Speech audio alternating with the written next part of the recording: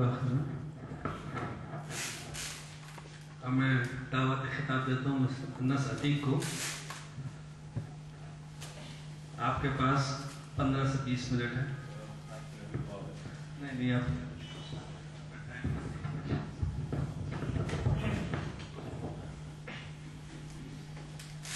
السلام علیکم.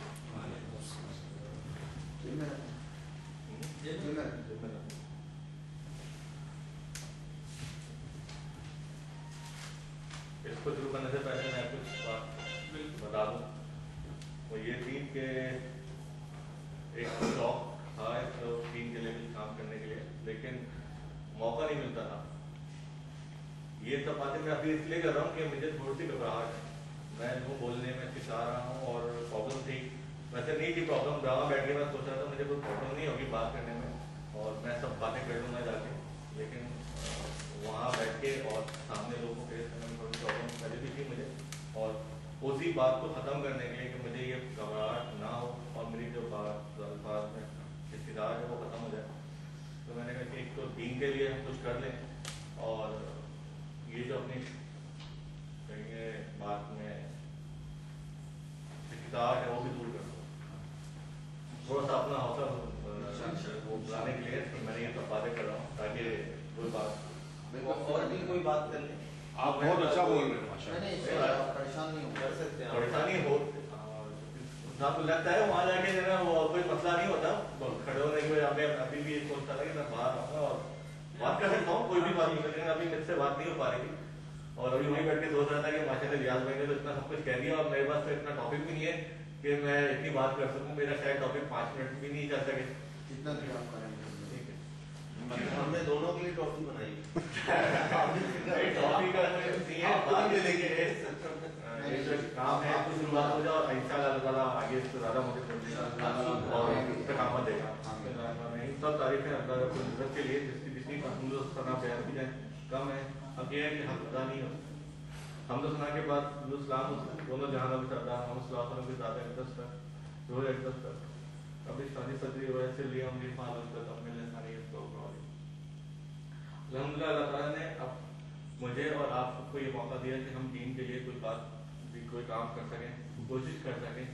اور جہاں تک میں اپنی بات کرتا ہوں الحمدللہ مجھے یہ کچھ نظیر میں اپنے آپ کو سمجھتا ہوں کہ اللہ تعالیٰ نے مجھے یہ توفیق دی کہ میں جو ہوں اس دین کو سیکھنے کے لیے نکلا ہوں اور آپ لوگوں کے سامنے آیا ہوں. اور کوشش یہی ہے کہ اللہ تعالیٰ اس کو قائم رکھے اور اس پہ عمل کرنے کی توفیق دینا. سب باتوں میں سب سے پہلے معافی مانگتا ہوں اللہ تعالیٰ سے کہ کوئی بات غلط ہو جائے تو اس کو درگزر فرما دے اور مجھے جو ہے نا پوری بات پہ پکڑ نہ کریے.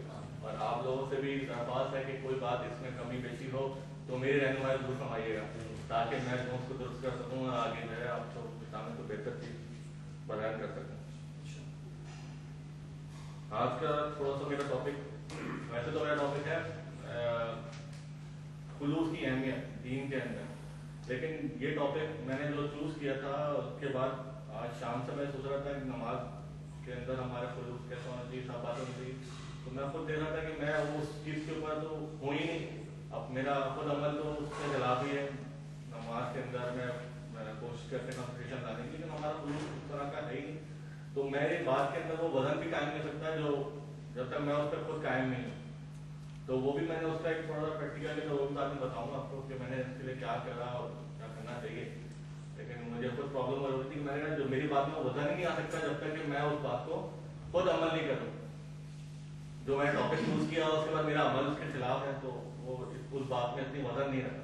لیکن پھر بھی آج کا ٹاپک ہے تو میں نے کہا بتاؤں. اس کے بعد پھر جو اس کی ریمیڈی میرے ذہن میں آ رہی ہے اور آپ لوگ سے بھی ہے کہ آپ اس کے بتائیں مجھے کیا کرنا چاہیے. لیکن جہاں تک بات آتی ہے خلوص کی تو کوئی بھی کام بغیر خلوص کے بغیر نیت کے کوئی بیکار ہے. ہم جب دیکھتے ہیں کہ ایک فقیر کو وہ دن رات محنت کر رہا ہے اس کوشش پہ لگا رہا اپنا گیٹ اپ سیٹ اپ بنانے میں کہ میں جو ہوں کس طریقے سے نئے طریقے سیکھوں، نئے طریقے کار سیکھوں. اور جو ہے یہ سسٹم اپنے بھیک مانگنے کے نئے طریقے سیکھتا ہے کہ لوگ میرے زیادہ بھیک دیں. لیکن ہم دیکھتے ہیں کہ دو فقیر ہیں، دونوں نے یہ کام کیا اور ایک فقیر ہمارے سامنے آتا ہے اور وہ آ کے ہم سے کہتا ہے کہ بھائی اللہ کے نام پہ دے دے. اور لیکن وہ ہمیں دیکھ تو رہا ہوتا ہے हमसे बोल भी रहा होता है, लेकिन उसकी नजर एक दूसरे ग्राहक को ढूंढ रही होती है, कौन है जो दूसरा है वो देगा मुझे, अगर ये नहीं देगा तो मैं किसके पास जाऊंगा। आप कहते हो यार ये प्रोफेशनल है, तो आप भी उसको देख बगैर दिए आगे बढ़ जाते हो। इस तरीके से जब देखते हैं कि दूसरा फकीर है, नजर आ रहा है उसने हाथ टूटा हुआ या पट्टी बांधी हुई है या दूसरा कोई बहाना किया हुआ है, लेकिन वो उसका मांगने का स्टाइल एक इस तरीके का है हमारे ऊपर कि वो कह रहे हैं अल्लाह से हमसे मांग रहा है, और उसने इतनी कैफियत बनाई हुई, उस गिरगिराहट है उसके अंदर ऐसी, आप परेशान हो जाते हो और उसको मना करने के बावजूद जानते हुए कि यार 2 नंबर ही है, लेकिन फिर भी आप जैसे का अल्लाह ताला से दिलो कहाँ जाता है। आप उसके दोनों के अंदर जब मुआवजा करते हैं तो देखते हैं कि उसके अंदर और इसके अंदर एक फर्क क्या था, तो उसकी कैफियत जो थी, उसकी जो कहते हैं आपके साथ कॉन्टेक्ट